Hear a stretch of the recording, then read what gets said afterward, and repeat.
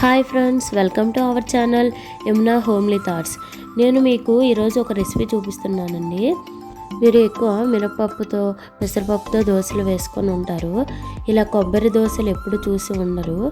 ఒకసారి ట్రై చేయండి, చాలా స్మూత్గా ఉంటాయి. వీడియోలోకి వెళ్ళిపోదాం, స్కిప్ చేయకుండా చివరి వరకు చూసేయండి. కొబ్బరి దోశలు కావాల్సిన సామాన్లు: 2 గంటల ముందు 2 గ్లాసుల రైస్ నానబెట్టుకోవాలి.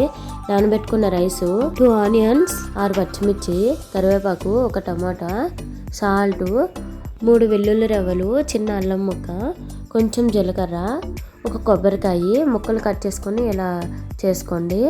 ఇంకా కొబ్బరి దోశల ప్రాసెస్ చూసేద్దామండి. ఒక మిక్సీ జార్ తీసుకొని మనం ముందుగా నానబెట్టుకుని రైస్ని వేసుకోవాలి. ఆనియన్, పచ్చిమిర్చి, టమాటా, జీలకర్ర, అల్లం వెల్లుల్లి, కరివేపాకు, కొంచెం వాటర్ వేసి మిక్సీ చేసుకోవాలి. మిక్సీ వేసుకొని ఒక గిన్నెలో తీసుకోండి. తర్వాత కొబ్బరి ముక్కలు వేసుకొని మిక్సీ చేసుకోవాలి. మీరు పెద్ద మిక్సీ జార్లో వేసుకోవద్దు, చిన్న మిక్సీ జార్లో వేసుకోండి, చాలా మెత్తగా అవుతుంది. టేస్ట్కి సరిపోయినంత సాల్ట్ వేసుకొని మొత్తం మంచిగా కలుపుకోవాలి. మరీ చిక్కగా వద్దు, కొంచెం పలుచగానే కలుపుకోవాలి. స్టవ్ పైన ఒక ప్యాన్ పెట్టి అది హీట్ అయ్యాక దోశలు పోసుకోవాలి. ఇప్పుడు ఇట్లా మనం మినప దోశ వేసుకున్నట్టు వేసుకోకూడదు, ఇలా గరిటతో పోసుకోవాలి. దోశ వేసుకున్నాక దోశ చుట్టూ ఆయిల్ వేసుకోండి.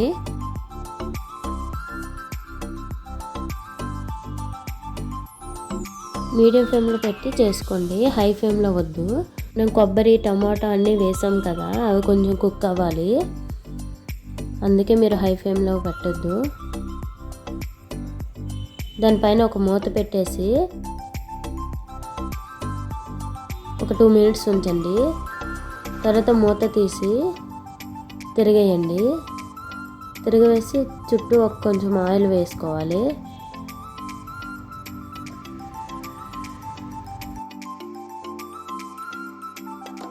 ఒక 2 మినిట్స్ వెనక్కి కూడా ఉంచి అప్పుడు ఒక ప్లేట్లోకి తీసేసుకోవాలి. అంతే అండి, కొబ్బరి దోశలు చాలా ఈజీ కదా. ముందు రోజు పిండి ప్రిపేర్ చేసుకోవాల్సిన అవసరం ఉండదు, పిండి కూడా పులవాల్సిన అవసరం ఉండదు. మిగతా పిండిని కూడా ఇలా వేసేసుకోండి. దానిపైన మూత పెట్టుకుంటే పెట్టుకోండి, లేకుంటే లేదు. ఈ దోశ నేను మూత పెట్టకుండా చేస్తున్నాను.